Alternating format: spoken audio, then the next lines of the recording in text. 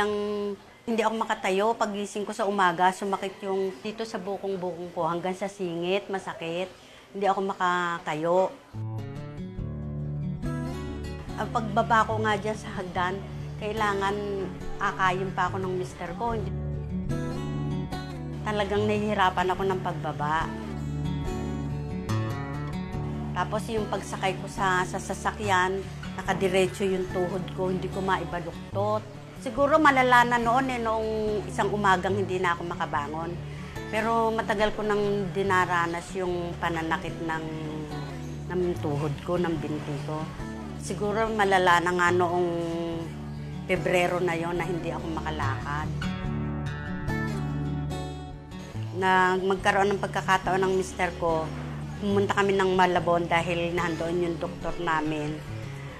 Pumunta kami sa Aljon Medical Clinic. Yung doktor doon, sinabi sa akin na mataas ang uric acid ko at may arthritis ako.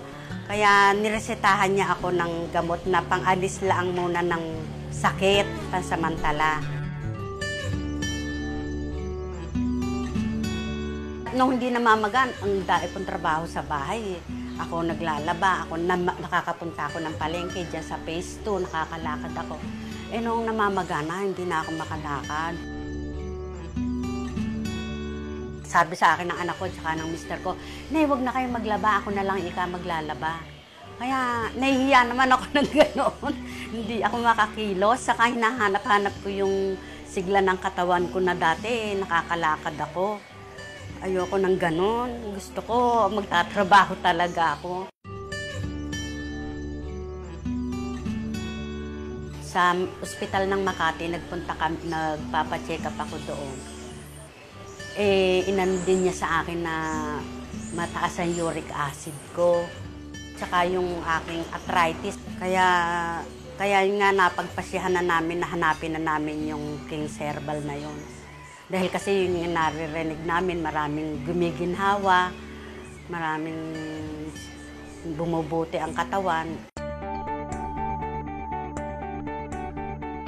Noong nakakatatlong cup pa lang ako, parang guminhawa na yung pakiramdam ko, nag-iba na yung pakiramdam ko.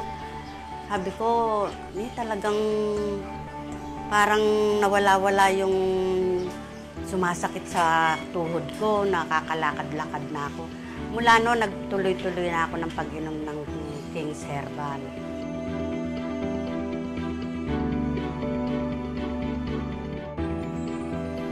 Nagpa-laboratory ako nitong April 21. Ang findings nila, mababa na yung uric acid ko, ituloy ko na lang yung aking pagdidieta. Yun na lang ang ano sa akin. Kasi nakita nila, okay na ang paglakad ko. Noong uminom nga ako ng King's Herbal na yon, naibabaluktot ko na. Hindi naman masyadong naaalis ang sakit, pero nakakaramdam ako ng ginhawa. Nakakalakad na nga ako, nakakapag-isa, natutuwa ang mister ko dahil nakakapag-isa na ako ng pagbaba dyan sa hagdanan. Pati yung mga kapitbahay ko sinasabi sa akin, "Nay, ang ganda ng aura nyo ngayon." Kasi nga, nakakatawa na ako, nakakaano na ako.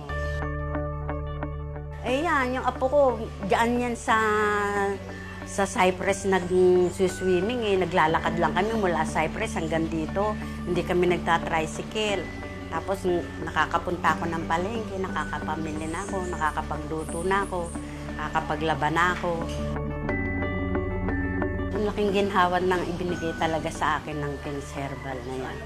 Maginhawa na ang katawan ko ngayon. Nagbalik na ang dati kong sigla.